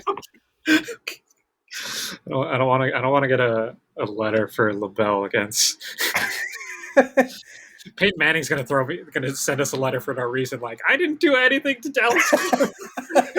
Okay, That's okay. Gardner Minshew as Peyton Manning is really fucking funny. The Vikings are still on the board. Yes. Um, I'll give you the Saints here. Oh God, no. Like I said, you said it. We're in the trenches, man. Just pick one. Just pick. um, the Vikings are better than the Saints. Like, yeah, that one felt kind of easy to me. Which Just even like better, I, better, I, better offense, better. Like they're kind of just better and like the vibes. Like I don't know, Saints are weird. Like I feel like they should be in like nuclear rebuild mode, but no one is treating them like that. well, And I feel like it's it's maybe like because of their division, but I don't nobody know. This want team's not very good. they're above the cap and they can't trade these expensive ass contracts. That is, they are literally in purgatory where they can't make any Yeah, moves because nobody wants them. it's them. Yeah, like And they're I, like, oh well, we're in a bad enough of division. Maybe we can, get in the wild card, as they're thinking.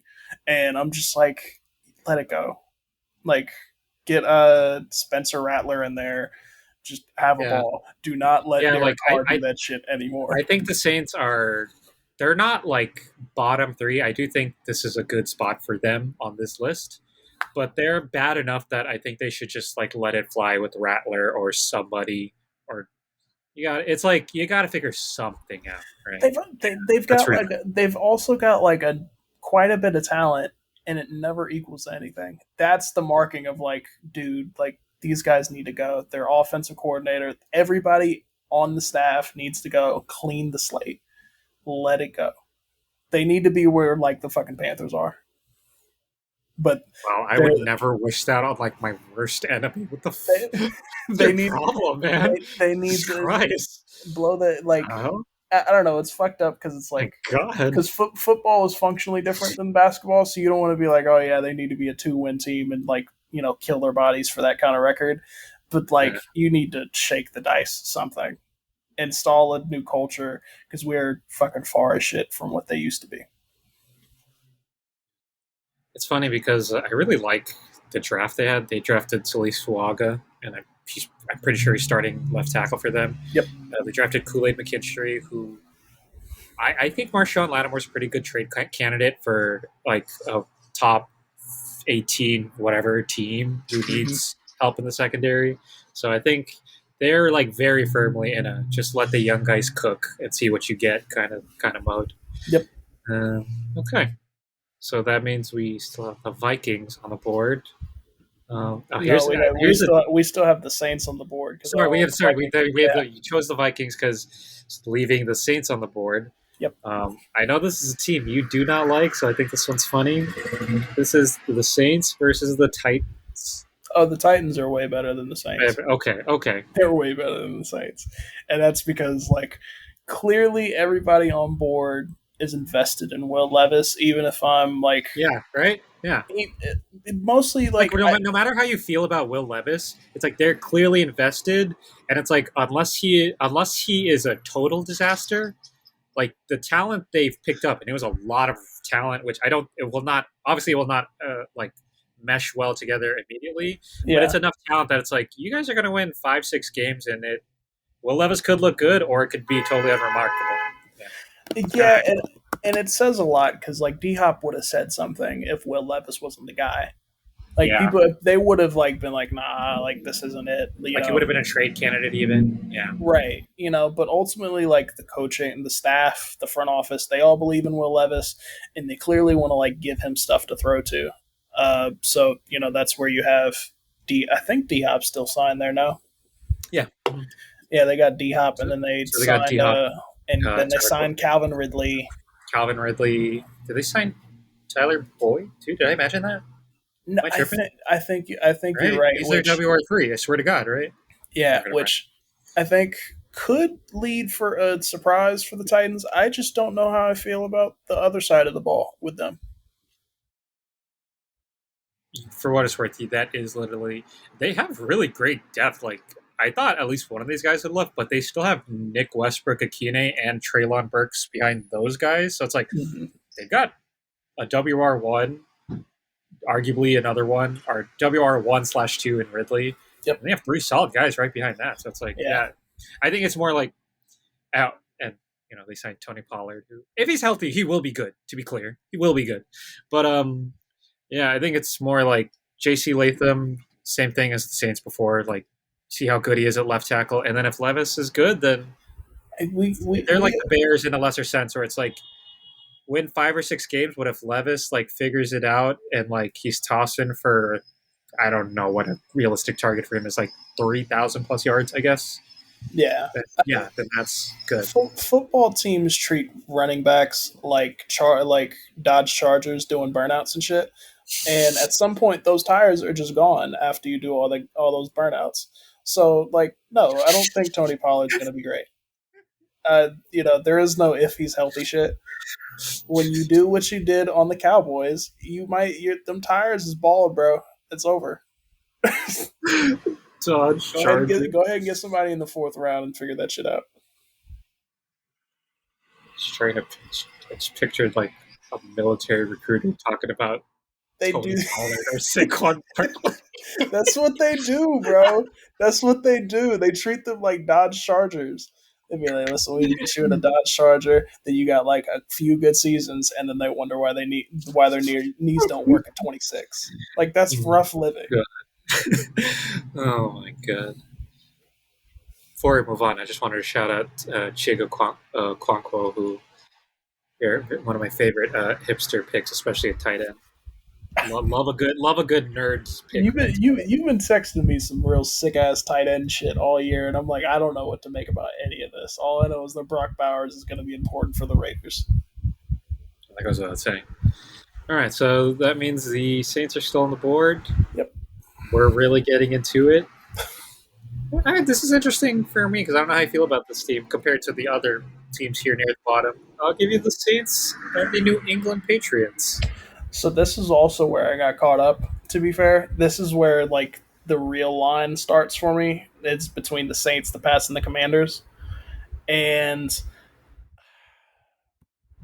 see, I looked at the Matthew Judon situation with the Patriots.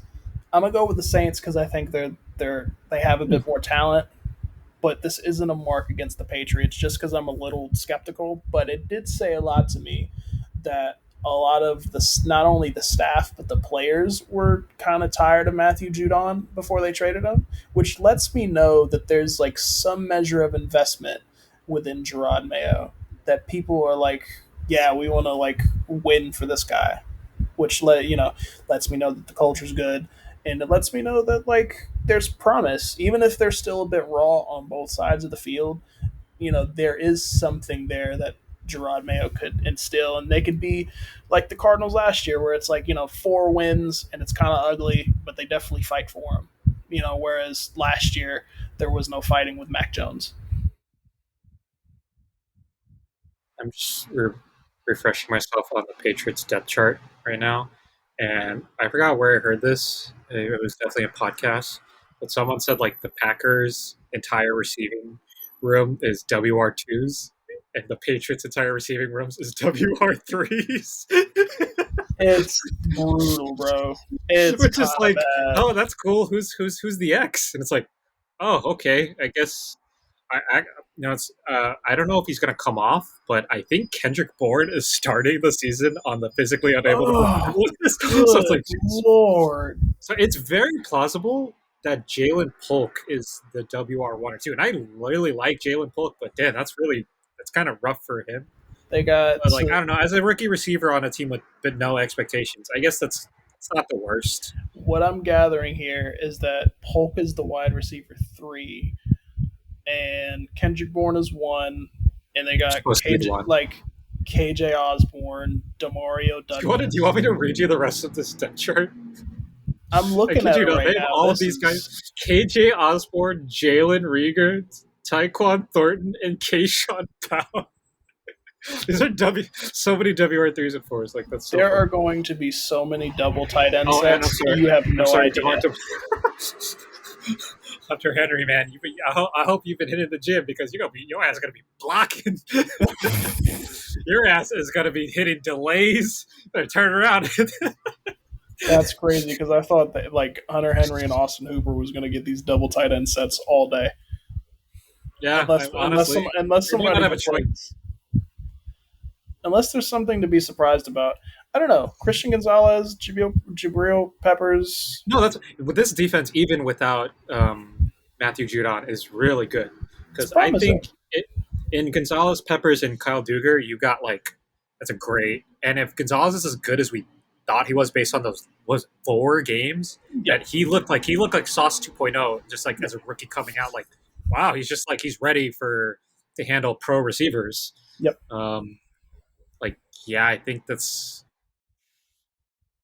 Oh, I should also know Christian Barmore is also currently injured, at least according to our labs, which is the depth chart. So That's yeah, rough. that it's not perfect, but hey, they do employ one of the best backup quarterbacks, arguably the best backup quarterback in NFL history, Mr. Jacoby. I don't know his middle name percent.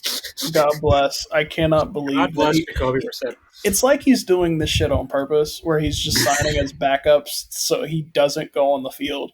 It's getting a little suspicious. Where I'm like, dude, do you want to like play football or do you just want to sit there? He's like Jameis, but quiet. Right. Like you're talented, but like, do you want to play football? Like my man over there trying to get into it. Jacoby percent in the corner like this. He's like, if you saw Jacoby percent in the club, it'd be like Kevin Durant. You do the Dak Prescott Dua Lipa like that. Bro, at the Whole Foods doing the football. At the self checkout, and his girlfriend's the one doing the self checkout because he's too busy going. Listen, babe, I'm just saying. Once I get QB1, and then you start doing that shit all day. I love that the joke there was we talked about the Patriots the whole time, and you picked the Saints. Yeah, no, To be clear, too much talent there. But like, again, I get it though. The Pats. I don't like the vibes. Yeah, I don't like the vibes with the Saints, but they got like at least the top end talent is just very clearly so much better. Yeah, I get it.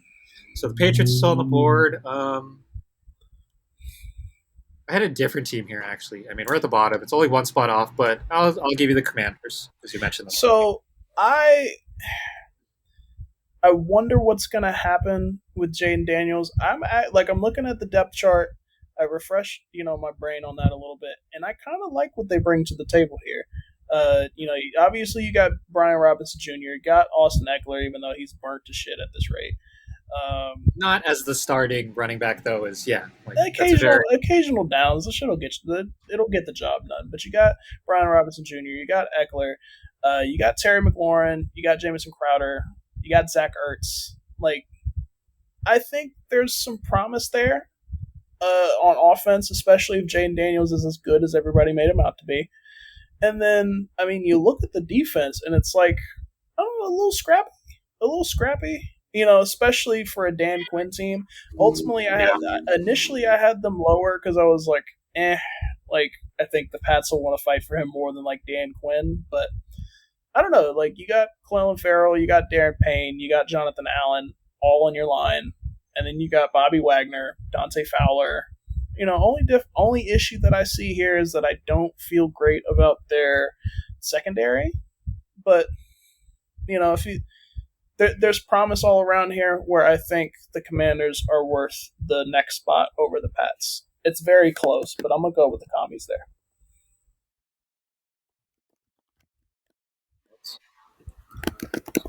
Commanders. And it means we're almost there, almost to the bottom. Pats are still on the board. I'll give you the Giants here. No, it's the Patriots. I don't think we have to explain that. We don't have to explain it because we're explaining the second part, which we can explain with the next pick, which is what am I talking about? Giants or Broncos? I went with the Broncos. Wow. Okay. This is mostly off the back of the fact that I think Sean Payton is a good coach. Yeah, that's valid. I think he'll make some shit shake. It's just not this year. There's no talent here. But he has a blank canvas versus the Giants, where it's like they already like have their guys and they're bad.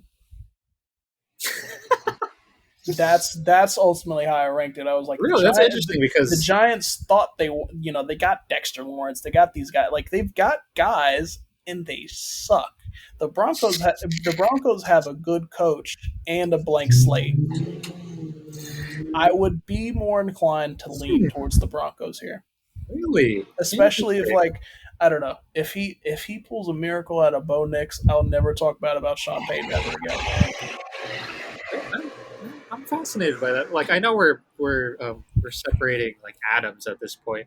But I don't know. Like, I look at the Giants, and if Daniel Jones, like, I am going to the season fully expecting that Drew Lock will start at least like 6 games, like He at least he should six be the games. starter right now. I believe, yeah, personally, I believe he should be the starter week 1. And that's not even that is like I like Drew Lock, but as it is right now, that's more. Daniel Jones is just that bad versus Drew Lock, really. But like I don't know if you have like Drew Lock doing fucking Malik Neighbors over there, and they still have like a fairly fine like receiver room. Like if Neighbors is as good as advertised, I think he is. Like I don't know what he'll get end with, but Neighbors has got like 1,000 yard rookie potential. Yeah, Then you got like maybe this will finally be the year Jalen Hyatt chips in like 400, 500 yards. They have Wandale yeah. Robinson and Darius Slayton still behind him too. So like this is like a solid like I, skill group. It's not great, don't get me wrong, but no, and their defense I feel like is a lot. Malik Neighbors is jumping out the gym like immediately. He's yeah, yeah, true. Like but mostly I think that's just out of a lack of like great options. Like Drew Lock is immediately going to look like fuck it, Malik Neighbors down there somewhere. That's where it's going to reach around like week 5. They're going to be like, fuck it, this man's catching off footballs. I don't mean to show offense to the Broncos, but it's also like I don't know. I don't love this offense. Not it's not even Bo Nix, who I thought going into the draft or after the draft it'd be like I don't really see it with Bo Nix. Bo Nix is He more like stinks, dude. I haven't I wouldn't say I've come around on Bo Nix. It's more if if Sean Payton runs a simple offense because Bo Nix is what 24, right? He's Dude, 24, so he's played a lot of football. So he's like like a lot of people see that as a negative. I think in this specific situation, it's good. He's not like a kid who needs to like pick up on reading defenses. yeah. Like he just needs to make like the simple throws because he I don't doesn't know. have a great arm. He doesn't have a bad one. He just needs to not turn the ball over. But I don't know. That's not a great offense unless Javonte Williams is healthy and he has a great year. I think we're treating Bo Nix like he's a fucking Villanova player for basketball. No, that's Like all. Like that's like a he's not Mikal Bridges. He's not Jalen Brunson. He's not even Josh Hart, where he's picking up the scripts. This man stinks. I've been and I like because I'm a Bama fan. I watched those Auburn games, and I was like, this dude sucks ass. And then he moved you to know. Oregon, where he's just a system quarterback, and they wonder why he ends up being good all of a sudden. I'm like, dude, he's playing for Oregon. Of course, he's going to play all right. I don't even know how many people are going to be watching this to this point. So I'm just going to do something like, can I not convince you to put the Giants over the Broncos? With you don't think this defense with Dexter Lawrence, Burns, Thibodeau, and Bobby Okereke will, Nobody that's a wants to. really No, great box. It's a great like, and their secondary is like below average, but they got a great front seven in front of them. tell me who their head coach is again. I think that answers the question for me. Bo Nix will be solid, and he can get Cortland Sutton the ball, which is something that can't be said for Russell Wilson last year. That's a positive. Again, it's a lot of building blocks, and I think Sean Payton is a great coach. So I think he'll. I think I'm more inclined to ride with him over Dabo. Okay, all right, fine. And for what it's worth, I think Brian Dable is a really good coach who has just had the misfortune of having being employed at the same organization as Daniel Jones for 3 years. I think For what it's I worth. don't. I don't feel great about Like his I said, coaching. we're picking at Adam. We're like trying to cut Adams in half here. I don't All feel right. great about. I've never felt great about his coaching, to be fair. But maybe I'm not being fair because again he's had Daniel Jones this whole time. But it's like I don't know, man. Like your defense should have something more to show for it than what you've given. If you're such a great coach, All right. That brings us to we the don't even finish line. speak none others. No, no, I'm being Kevin Gates' formal. voice, speak none others. I want to be formal. Like, let the record show. Like, uh, before I forget to say it, and thank you to Mina Kimes and or whoever came up with this idea. This has been very fun. Every Power Hour that I watched, it ended up like this, and every guest picked the same. so I will at least give you the formality of choosing. It I, is the Giants I'm pulling versus up. the Panthers. So I'm pulling up this Panthers depth chart just for the fuck of it. Um, I mean, it's still the I Giants. at the risk, I don't want to be like super super rude to them. It's like I it's a don't. better team, but their team last year was that bad. They were really bad last year. I mean, you have to be that. Like, I don't know. The question is, are they going to be too scared to put Andy Dalton in if the Bryce Young shit gets real bad? Oh, Like, if this oh, shit gets just generally like if this yeah, shit because gets no, if I this know what shit you're gets talking about real because dire, last but year this was like whispered last year. Like it wasn't like it. I don't think this ever got mainstream. This is more of like a football nerds, athletic readers type vibe. But there were people who rightfully pointed out like, yo, Bryce Young is getting like killed every week. It was like him and Daniel Jones. Yeah, him and Daniel Jones last year were just getting murdered. Like I think they were the top two teams in sacks allowed. yep, I don't know what the numbers were. But I know the Giants were first for sure. It was a lot, but yeah, they were letting up at least like three, no more. Like yeah, like 3 sacks a game, like a yeah. game. Jesus Christ, dude! And he's not a big guy. Yeah, he's not a big guy, as we know. He's like five. Again, he looked like a fucking high schooler. I don't know if you saw that picture of him with the backpack. He looked like a child, and I was like, that's not Oh god, encouraging at oh all. dude, Like he doesn't carry himself. He you doesn't ever carry let him himself walk that out way. the front door with that thing? He might as well have had a fucking like lunch sack with him too. Literally, Turkey sandwich ass attire. Like that shit's terrible. little Timmy Um, ass outfit. Yeah, but literally. like, so for what it's worth, I do think they improved. And this is maybe my hottest take. I would not be that surprised if they like climb. What they ended up winning like 2 games last year. 3. I would not be surprised if them and the Saints ended up tying. Best case scenario, Yeah, this because I'm looking at this defense and they're really relying on guys like Jadeveon Clowney and Shaq Thompson and Derek Brown. Not great, doesn't leap off the page like that, but same like J.C. same thing. Horn, it's Same like thing I said with the Ravens, though. Like the Ravens had a choice between Matabuke and Patrick Queen, yeah, and I think they went the right way with Matabuke. And yeah, same thing, the Panthers had a choice between Derek Brown and Brian Burns. And even Hall aside, I think like they got a good haul for Burns still. yeah. Oh, Who, they ended up royally getting messed up that trade. the Giants ended up getting him right. Yes, but Same yeah, shit. they made the right decision. I think it's not out of this world that they don't have a bottom three offense. I know that's like a really low bar to clear, but given how bad Bryce Young's rookie season was, and it's like I'm willing to guess that's like top 5 worst rookie seasons. Like I don't care if that's even just vibes. Like it was Mm-hmm. bad. I watched at least just like 2 games of theirs, or at least like a few quarters. It's like yeah, like I can't even tell how good Bryce Young is, good or bad, because he's just getting killed out there, and he's got no one to throw to. Yeah, Yeah, and I mean now he's got like again, he's got still Deontay still Johnson, not who like great, but he's got I know Deontay people don't love Johnson. Deontay Johnson, but Deontay Johnson at least will get you 700, 800 yards, and he gives you something different. His physicality gives you something different versus like Adam Thielen. So Yeah, and now they've got Xavier Leggett as well, so you can get you love Xavier crafty. again. You Yeah, can get crafty with it if you want. I wouldn't be surprised if the Giants ended up being worse than the Panthers, but as it stands, there's not much hope to that's be gleaned from the Panthers. So that's a good way of looking at them. Is that they've improved enough that we're assuming, for the purpose of this ranking, we're assuming they're going to be the worst in the league, worst team in the league, but they've improved enough that it's fairly realistic they might not be really. it's totally feasible that they Because end up last year being all they were right. like by far and away. They were like they might as well have been a 0-win team. Like Who honestly, who's they were their not new good. coach? Canales. That's right. That's why. So that's Oh, why if they've said. But like you started with the defense, which is like I think it'll be a solid. Like it is objectively way better. But their offense, like I think they invested really well. They have like much more diversity in this receiver group.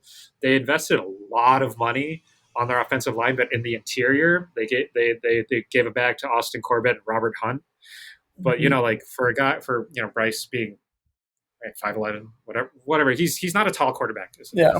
So like investing on the interior of the line was If yeah, nothing, this if nothing else, we'll get a solid answer of whether or not Bryce Young is the he's guy or worth not. investing in. Yeah, Yeah, exactly.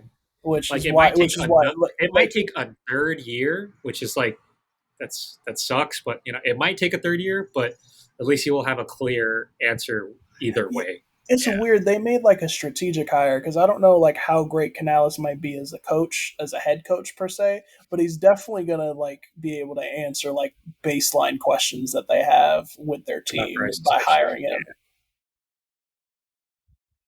All right. Wow. And just like that, we have made it to the end of our Power Hour Plus. We've been out here I've been on my balcony so long that Bernie is scratching at the door. He wants to go outside. He's had enough of this shit. But you've already made it this long. Let's see what we got. Top to bottom, we've got the Chiefs, the Niners, the Ravens, the Lions, Texans, Packers, Jets, Dolphins, Eagles, Rams. That's the top 10.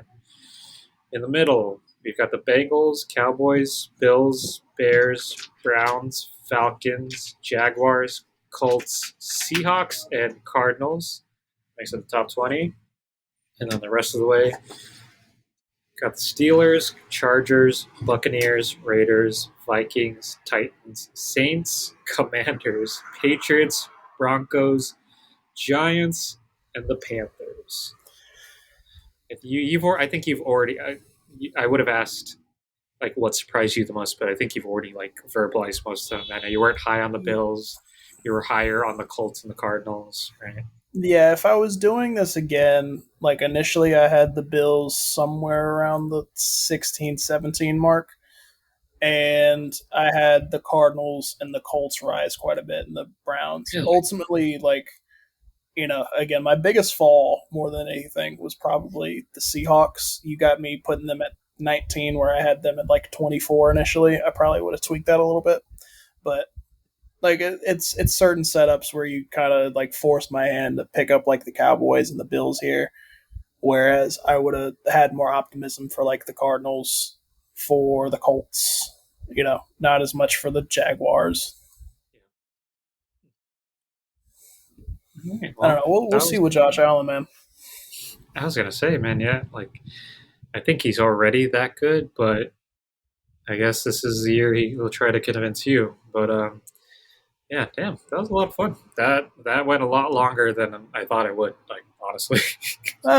Listen, like I'm the master at shooting the shit at this rate. Like you knew what you were getting into, pal. Yeah, that's true. I guess that's kind of on me. But yeah, that is it. Caleb, do you have any more football knowledge you would like to impart? Um, yeah, man. If the Texans end up in the Super Bowl, don't be surprised if they win that shit because I think it's the Chiefs and the Texans to lose. To be fair, everything else I think is roughly a formality of consistency. But if I'm talking like the most enthusiastic in terms of like who could really win it all, really I think the Chiefs and the Texans is the matchup to look for if it gets to that point in the AFC side. For what it's worth, my only surprise was I had the Lions number two. Honestly, that's really it. Ooh, okay, that is Yeah, okay. that's really it. I kind of believe in the way they've reconstructed their secondary, especially. It's They've really just made the secondary. And if Jameson Williams is healthy, and if his speed, like I know he had the injury issue with the ACL when he got drafted, and they knew that, but he hasn't mhm, like been shown up yet.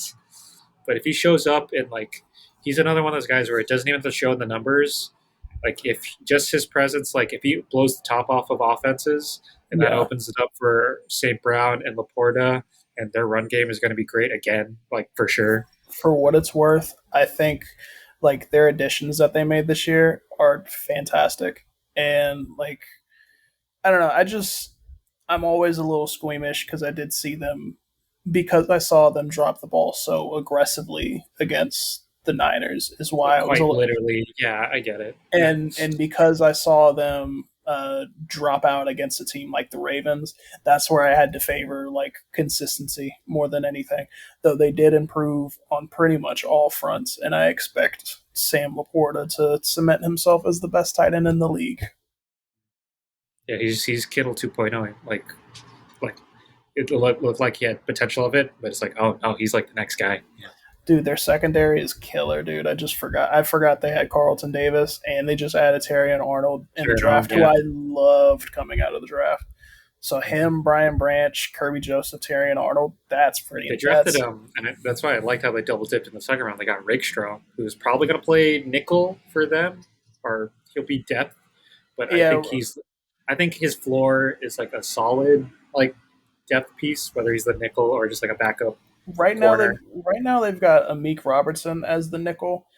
Um, Yeah, on the it's depth worth chart. But it's worth taking a flyer on Rakestraw. But then you got Marcus Davenport, you got Aiden Hutchinson, you got DJ we didn't even Reader. mention DJ Reader, yeah, who is gonna like he's gonna kill in that spot. And Yeah, you don't. it's very plausible. We've already run long on this. Like it's very plausible. Like I'm willing to bet Aiden Hutchinson is a pretty good. I wouldn't say not lock at all, Mhm. but he's going to put himself in the Defensive Player of the Year conversation this year if Yes. DJ Reader opens it up. Yeah, DJ big. Reader, and I think like you're not getting pressure on the other side with Marcus Davenport either. It's like you've got to be wary on all sides of the field there. All right. Well, yeah, that was a lot of fun. It was fun to shoot the shit, and hopefully we get a lot of hate mail from the 5 to 10 people who watch this. Hey, I'd say, I don't know what there's to complain about. Sorry, man. It's just Josh Allen. oh my God. You know what? I'm gonna bring you. We're gonna do this again, and we're gonna have you do a quarterback ranking. You're gonna make me think about Kirk Cousins. He's gonna be like 20 and shit. All right, man. Well, this was a lot of fun. Do you have any non-football knowledge to impart here? Since we've already made it this long, anything you Um. want to sign off with? Anything you'd like people to check out? Whether it's stuff you're doing, stuff other people are doing. Oh yeah, yeah. If I'm plugging my shit, subscribe to the Middle of Nowhere on Substack. uh, End of the month, I'm installing some like tiers in terms of subscription on the paid end of things. So if you want exclusive writing, I will actually be able to help on that front, as well as a couple other incentives. Follow me at CalebCat23 to watch me shoot the shit the most. And yeah, man, that's all I got. Just remember, this guy cannot read a defense. All right. Well, thank you, Caleb. This was a lot of fun. Appreciate you. Love you. And to anybody who's actually made it this far, we love and appreciate you too. Go Chargers.